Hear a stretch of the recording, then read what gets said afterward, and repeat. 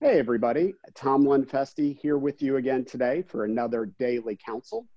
Today we actually have another special guest with us. We have, of course, Lauren Maxey, one of our regulars on the estate planning side, mostly for resources, looking at things that would really help during this time of crisis and beyond. And also one of our team members, Michelle Armistead. Michelle's going to talk a little bit about a resource that we've really found that really helps for our clients, especially right now where communication elements are broken down and otherwise. Lauren, I'll turn it over to you. What can you kind of, tell us about potentially this resource, and then we'll kind of loop in Michelle. Yeah, thanks, Tom. Thanks for taking the time today, and thanks to everyone out there that's watching. As y'all know, we like to pass along some of the helpful tips and tricks that we find.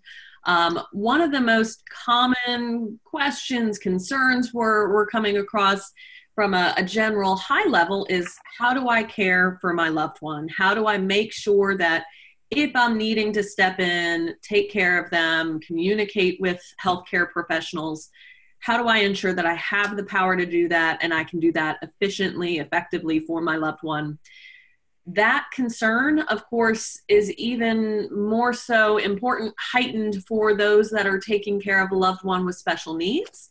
And Michelle from our team actually came across a great tool that we found to be very helpful that we wanted to relay. So Michelle, welcome first and foremost to Daily Counsel. Tell us a little bit about what you came across and how you think it can be helpful. Hey guys, thanks for having me on today. I really appreciate the chance to share this resource with you and with our NC Planning family. As a parent of children with special needs, I'm often on the lookout for something that will make my life a little easier, especially when having to go to the doctor. And came across a resource that's called a healthcare passport. And we'll have a link for this below.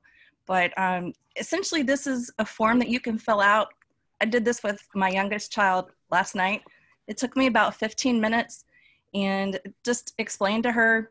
I was putting in the information like our contact information, some information about medications that she may be taking, a chance for her to note what makes her happy, what aggravates her, what may help her express herself. In the event that, God forbid, she would be in a hospital with COVID-19 symptoms, this form, since I've already done the prep work, the only part we would need to add to this is the symptoms she may be experiencing. And since she got to help put this together, she got to see what was on it.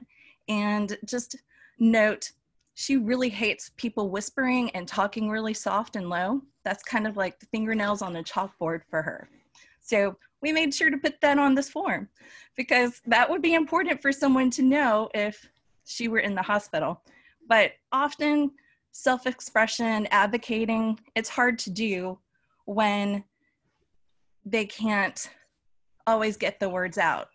So just wanted to share this resource. Happy to help as far as sharing this and making sure that we help our community. Thank you, Michelle. And yeah, it's so important. I know we've talked on Daily Counsel about having the healthcare power of attorney, having the HIPAA authorization, but these communications as well of just, if you're not able to be in the room, if you're not able to be right there and help as a parent, how do we empower our loved ones to have these communications? Because it's overwhelming for everyone to kind of communicate all of those items quickly. So we really appreciate you providing this resource. I believe it was the North Carolina.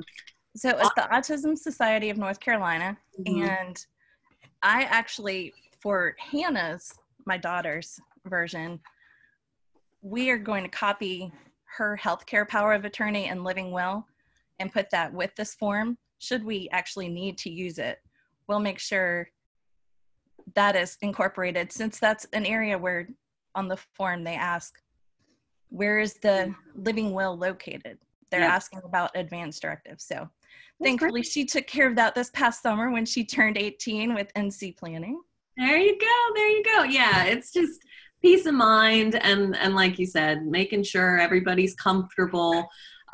We all have those little pet peeves and things, so making sure they've got the clear history, and our loved ones can be taken care of. So thanks to you, Michelle, for bringing that to us, and now to everyone out there. And we'll kind of close it out there, but really appreciate everyone watching our videos, and we'll be back next week with more helpful content for you.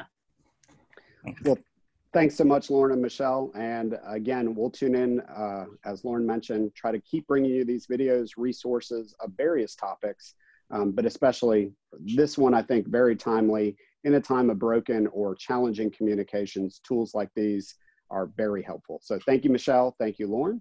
And we'll see you guys tomorrow.